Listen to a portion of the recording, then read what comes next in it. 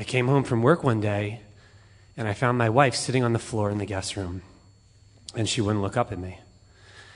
And I had learned to read her body language well enough to know that when she wouldn't look up at me, she had something she was really lost in.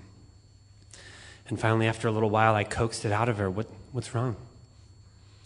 And she said, I've been thinking about what I'm going to do with the Vespa key. I didn't know what she was talking about. We have a Vespa, but... And so she said, when I go to the Golden Gate Bridge, I need to take the scooter to get there. And when I jump off the bridge, I don't know what I'm going to do with the Vespa key. I could leave it on the scooter, but then someone might steal it. And I could bring the key with me, but they might not find my body. And then you lose the scooter too. So I've been thinking about what to do with the Vespa key.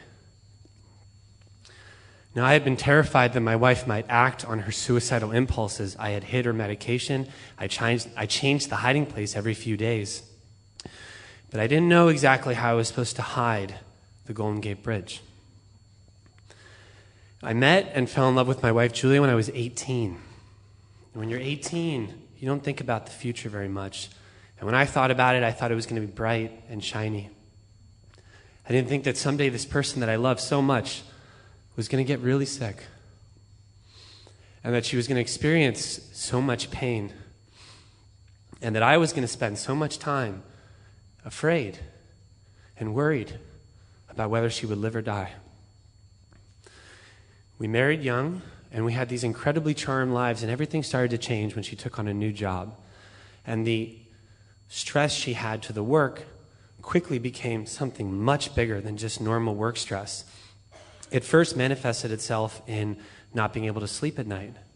And I would try to stay up with her, and I'd try to talk to her and give her massages and tell her, just relax, it's okay. And then I'd fall asleep, and I'd wake up, and she'd still be sitting on the bed staring at me, when all I wanted to do was help, and I couldn't do anything. And then one morning when I woke up, she said, God spoke to me last night. And he said, everything's going to be okay, and I'm going to be fine. Which was unsettling to hear, but it was also at least comforting. And then a few days later, I woke up, and she wasn't sitting on the bed. She was frantically pacing around the room, and when I finally cornered her, she said, I spoke to the devil last night. He said, it's not going to be okay. He said, I'm not getting better. He said, I'm not worth getting better. And I didn't know what to do. I was completely over my head. And so I took her to the hospital, and I had to literally grab her. But she was kicking and screaming and trying to grab onto doorknobs in order to get her into the car to take her to the hospital. And once we got there, they admitted her to the psych ward. And let me just tell you, the psych ward is just as horrifying as it looks in the movies, with the blank white walls and the bars on the windows and the little cups with medicine. And I visited her every day from 7 to 8:30 during visiting hours. Sometimes she didn't want me to visit. She was scared that if I came close to her, this thing that was inside her might get me too. And so in this perverse way, she was trying to protect me while I was trying to protect her. And I didn't know what to do, so I did everything, because I thought somehow maybe I could love this thing out of her. Maybe I could say the right thing to her, or I could hold her close enough, or I could ask the right questions to the doctors, and I could somehow make this go away. But the days added up to weeks, and I had realized I couldn't. And the doctors were perplexed. She had no previous hint of a mental illness, and here she was. And as they described her, she was acutely psychotic.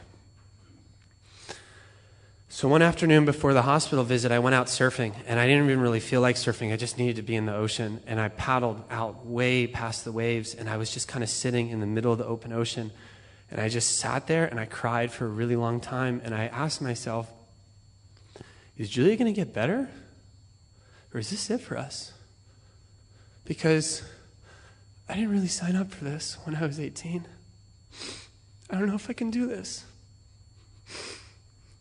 And this is going to sound like a cliche, but you have to believe me, this actually happened 2 dolphins swam right at me. And I heard, poof, and they were right there on my right. They swam right under, and they were on my left. I looked at these dolphins, and I thought of how vast and terrifying the ocean is, and I saw them swimming together, and I knew then that if they could do it, so could I. And I was going to stand by my wife no matter what. No matter what, turned out to be 23 days in the psych ward. And when she came home, she was very heavily medicated. And the medication changed her. It slowed her down. I'd ask her a question, and she'd often have to repeat the question to make sure she understood it. And then her answer was often just yes or no. Some of it actually changed her physically, made her stiff, like arms frozen at her side. And some of the medication led to really rapid weight gain. And the worst thing it did was to her eyes. These beautiful brown eyes that I looked in and fell in love with, when I looked in them now, there was nothing. It was just looking in the eyes of a non-person. But we did what we could. We took one day at a time. We trotted along. We tried to tackle the problems we could actually solve. Like, for example, the weight gain. Julia hated the weight gain, and I thought, this is something I can do. I can do something about this. So I found a nearby gym, and I called them, and they were only $10 a month. So I signed us up, and they did group classes, and she loved group classes before she got sick. So we went to our first class, and this gym was $10 a month. It was pretty horrible. It had bright red wall-to-wall carpeting and rusted machines and a tanning booth, and it was just... But we went to the class, and I don't even remember what the class was called, but it was basically an aerobics class. And it was all old Chinese women and us. And the teacher was an old Chinese woman, and she didn't speak English very well. And I think she mostly made up what she was doing as she did it. So we had no idea what, we're just kind of trying to keep up and follow along. And I got to be honest, it was awesome. It was so much fun because it was just the right amount of absurdity and bizarreness that it could get me out of my life. But the thing was, in aerobics class, I had to do my best to not watch Julia. Because in that class, her slowness and the physical manifestations of her illness were most obviously on display. Now, when she was discharged, I took 3 months off work in order to stay home and take care of her, and I thought 3 months is going to be plenty of time. Well, she'll be fine. And after 3 months, I had to go back to work to keep up my insurance, and she wasn't fine at all. She was, you could say, worse, because she was openly suicidal at that point. And so I go to work and basically panic all day, and then I come home and pretend everything was fine and dance around the house and be goofy and just try to keep life light for her and for me. And this was our life for months. For months, I was her cheerleader and I was her watchman, but I was also terrified and I was slowly falling apart inside. And for months, the doctors, they experimented with so many combinations of drugs and different, tweak this and change that and get rid of this, and nothing was working. Finally, after 9 months, they sat me down and they said, we think it's time we consider ECT. ECT stands for electroconvulsive therapy.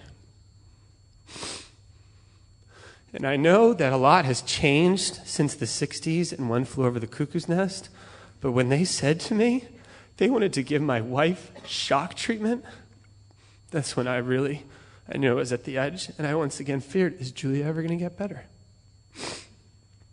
But they said, we're going to give it one last try. We're going to give one last drug combination, another shot before we go that route, and hope for the best. 2 weeks later, we're in that aerobics class. And I look in one of the mirrors, and I see Julia, and she's smiling. You have to understand how rarely she smiled. And I smiled back.